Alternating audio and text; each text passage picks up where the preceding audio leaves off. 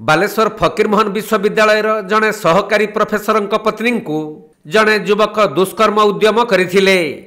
एही घटना रे पुलिस सही युवक को गिरफ्त करी तदंत आरंभ करिछि। सूचना अनुसार गैस टांकी देवा बाहाना रे जड़े युवक विश्वविद्यालय कैंपस भीतर को पशिथिला। आउ एक क्वार्टर को जाई कबाट बाड़ाइबा परे सहकारी प्रोफेसर पत्नी बाहर को आसीथिले। एतिकी बेले महिला को एकुटिया थिबार देखि युवक जनक घर भीतर को पशि दुष्कर्म उद्यम करिथिला। तबे महिला जनक पार्टी करिबारु सिक्यूरिटी गार्ड आसी सही युवक को काबू करी थाना को खबर दिया जाइथिला। तेणु पुलिस सही युवक को थाना रे अटक रखी अधिक पचरा उचरा करुथुवा बेले जड़े सिक्यूरिटी को बहिष्कार करा जाइथिबा विश्वविद्यालय भिसी प्रकाश करिसंती। मुकाली थिली कैंपस रे 1:45 बेले मते तांकर से जो भद्र महिला हस्बैंड जी असिस्टेंट प्रोफेसर सी फोन कले।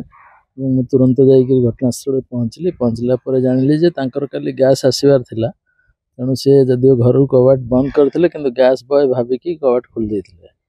खोलला पर से पिला जी पचारे गैस आनी कि से कहला हाँ ना ताले ये रख मु पैसा आनी दौची। ये पैसा आनी देवा भीतर को जीवा भितर से लोक ता भितर पशिगला घर भीतर कहीं आसलो पार्टी कला भितर से आहरी टिके आगू को गला एवं धरिया को चेष्टा कला। धरी जहाँ से कहते ये बालकनी को जाई चित्कार कर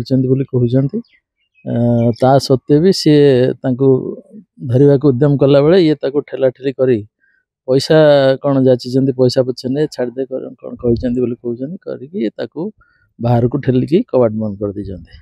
यहाँ 7-8 मिनट भितर घटी बोली से कहया कथा। ता भितर मत जो जानिली मुझे पुलिस को फोन करी रेमुणा थाना को।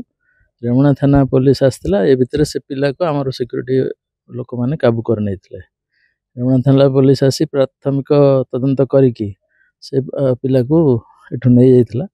एवं परवर्ती अवस्था मुझे कही तुम एतला दियो थाना रे अभियोग कला परे मु पुणी पुलिस को फोन कली। पुलिस एफआईआर रखी तुरंत रखी से पिला को मध्य गिरफ्त करके नहीं एवं वर्तमान मोर जहाँ विश्वास बोधे से प्रोसीजिंग करेंगे।